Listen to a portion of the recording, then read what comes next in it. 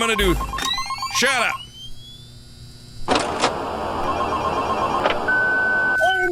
You have 2 new messages. Five Nights at Candy's. Wait, it's 10 years old? No, that's not right. Doesn't feel like it. It is 10 years old. Where did the time go? Anyways, Five Nights at Candy's, like I was saying, it's one of my favorite FNAF fan games. And what got me into them, without Candy, I probably wouldn't have tried them. Well, I would, but not as soon, honestly. Ever since I played Candy's back in like 2018, I believe it was. That's what I wrote down. I believe it was. I loved it.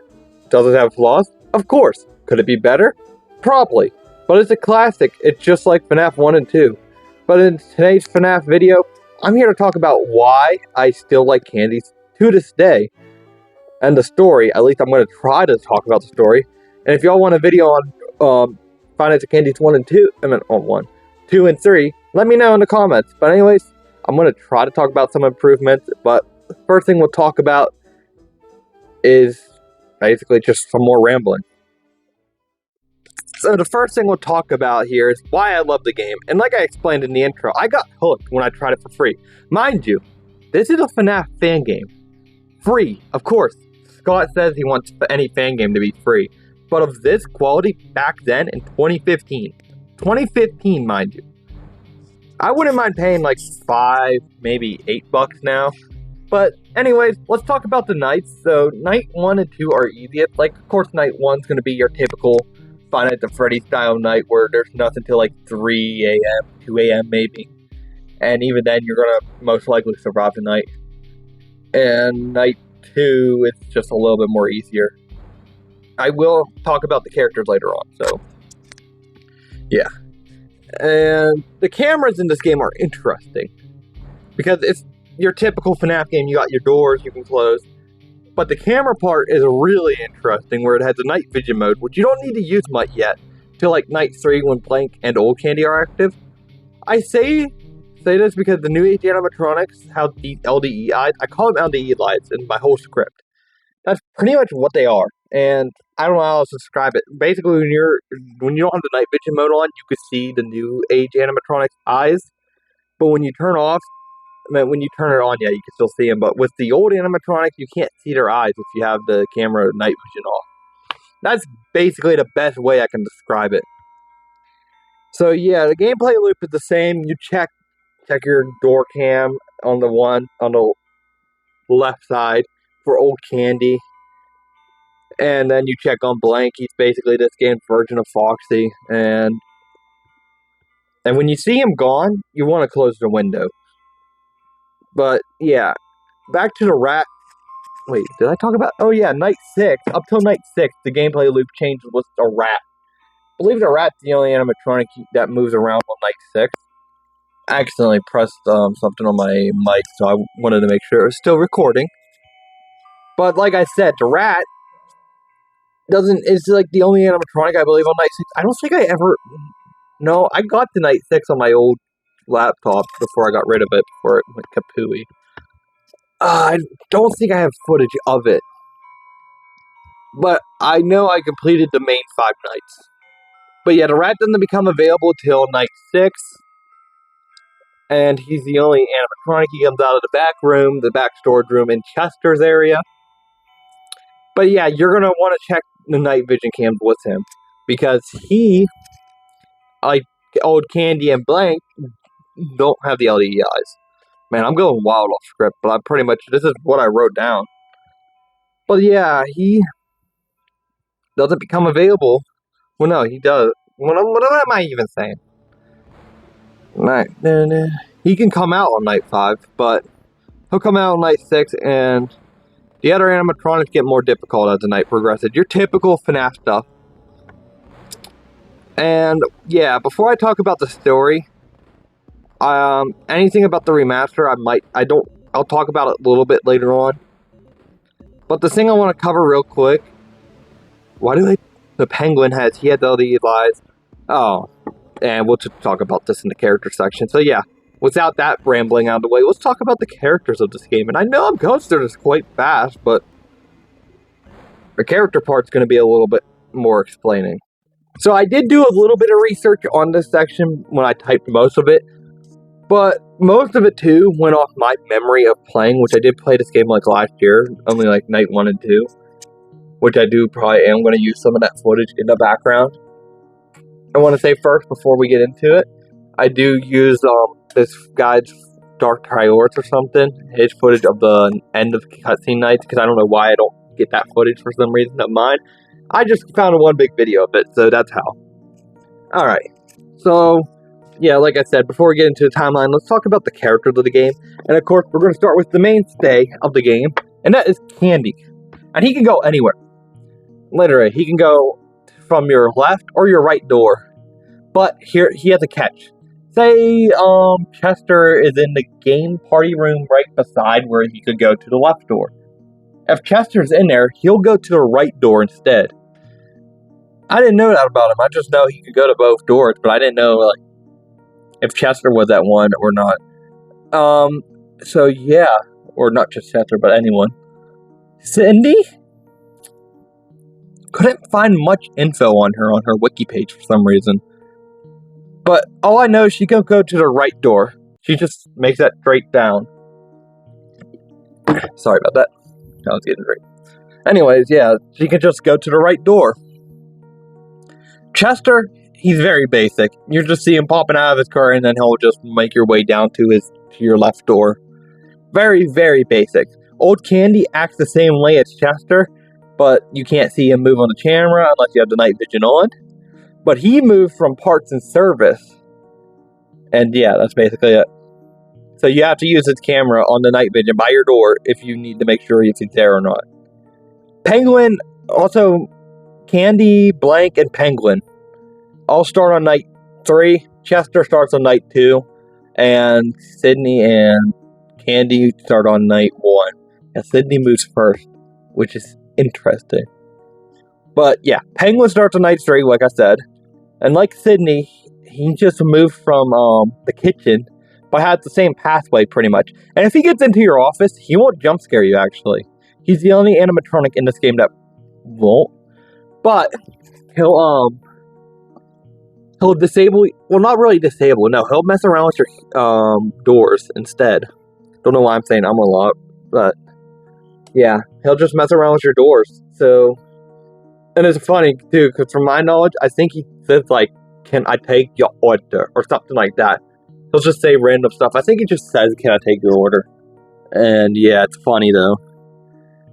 Blank is this game's version of Foxy, like I had described before. On night 3, which is crazy, we have 3 animatronics. Oh, I wrote that, huh? On night 3. But like I said, he's this game's version of Foxy, and you have to watch out for him in stages. And like I said in the previous section, when he's gone, close your front window until you hear a punch. I didn't say that in the last part, but yeah. He'll come up to your window, and you'll see it on, I forget what cam number it is in the front. But you'll come and see him pound on your door. So, yeah. And if you don't have that closed, you'll just see glass fly everywhere, and then you'll get jump scared by him. So you don't want that. Sorry, our last character is Rat. Yeah, I'm not missing anyone. And he leaves a supply closet, and he can go to either side, literally. He doesn't have the LDE light, so yeah, there's not much else to say about him, genuinely. So, yeah, that's all of our characters. Now let's get into this timeline. Alright, timeline time. Since we have the characters done, we can talk about the timeline. Or at least the best I can talk for the first game. I'm not the best at talking about timeline, but I'll try. So our earliest date that we have any footage from this factory we're talking about is, sorry about that, I had to clear my throat. It's from November 13th, 1964. And there's 2 different versions of this. I'm going to cover the one that you see at the end. That's technically the first part you see. And that we have, looks like new age animatronics along with an old rat animatronic who seems to be haunted and just gets up and do something. I heard some people for some reason say he goes and kills kids or something. Apparently that's wrong because there's a 1987 part that has kids getting killed. So I don't think that happens. He just wanders around because he's haunted. All I know is he gets up, walks around, and then blocks the camera.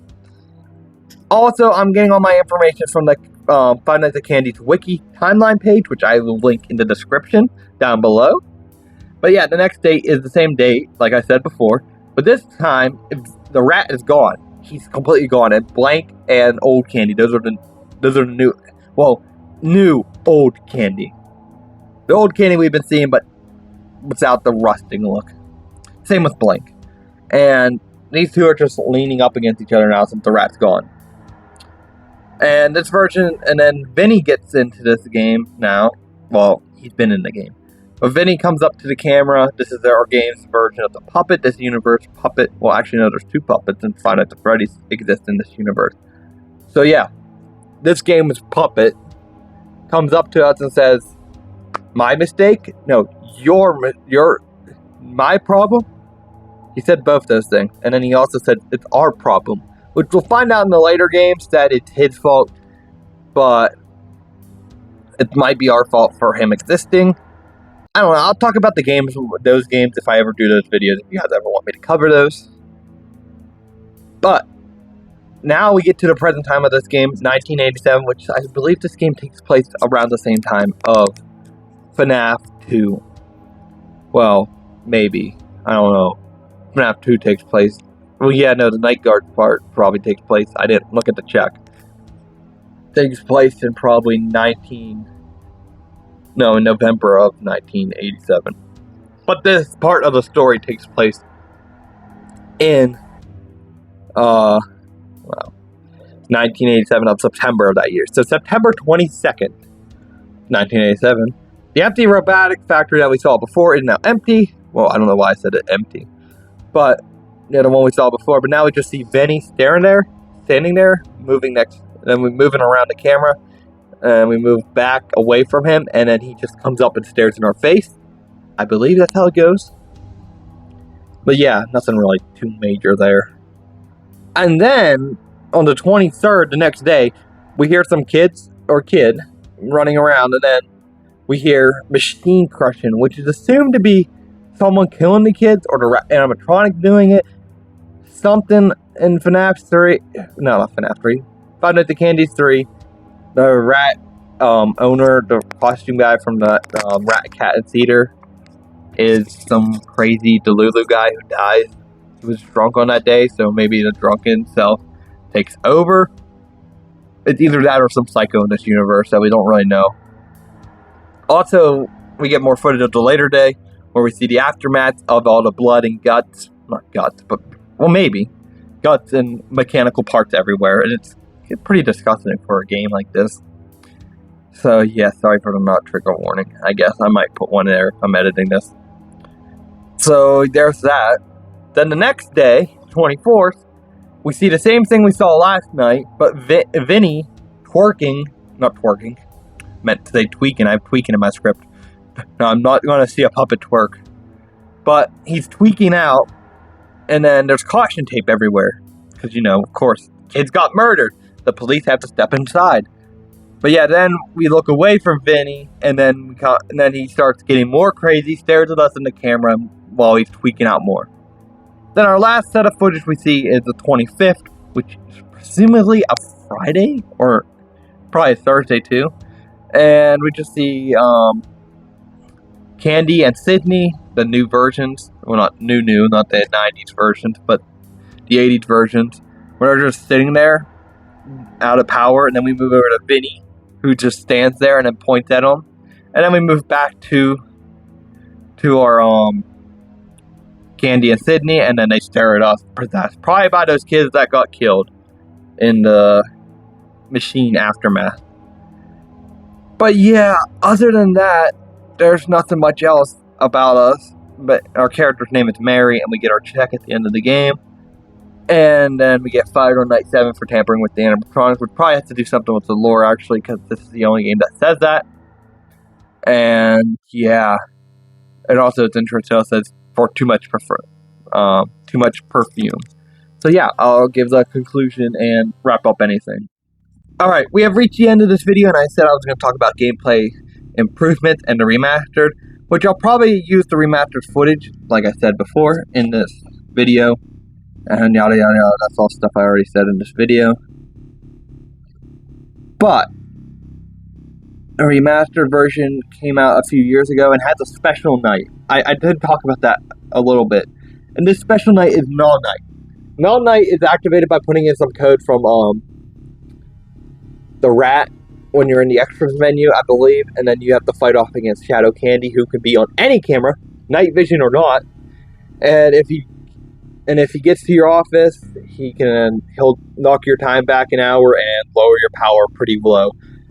I don't know really how to fight him, so I just thought I'd mention at least Night and All, because if I don't mention it, someone's gonna ask about it in the comments. So there's that. I at least wanted to throw it in there. It's a pretty neat night. I need to get to it. But yeah, maybe one day. But I don't really have any improvements for this game, which is kind of bad, but also like, yeah, maybe some of the animatronics could function differently. But other than that, I think the game's totally fine. Is it outdated? Oh yeah, it's outdated. The original. That's why you go play the remastered, the better version. But I don't think it's bad, per se, like how most people will perceive it nowadays. Sure, the gameplay repetitive is like the first FNAF game, but look at the first FNAF game. Sure, it's more scary, but it has the same gameplay loop. Sure, FNAF 2, the same way. It's more chaotic, but it has the same gameplay loop. But you don't see people criticizing those like you do with Five Nights at Candy's. A free game, by the way. So, I will always defend that. What is popping up on here? Nope. No, I'll fix that later. Anyways, yeah. That's my thoughts on this game. If you guys want me to cover any other fan games or official games or candy games, let me know in the comments below, because all this month of August, I will be trying to cover FNAF content. Mostly. I have a very interesting video coming out on the anniversary. But other than that, there's not much else to say, and I will see you guys in the next one. Like and subscribe.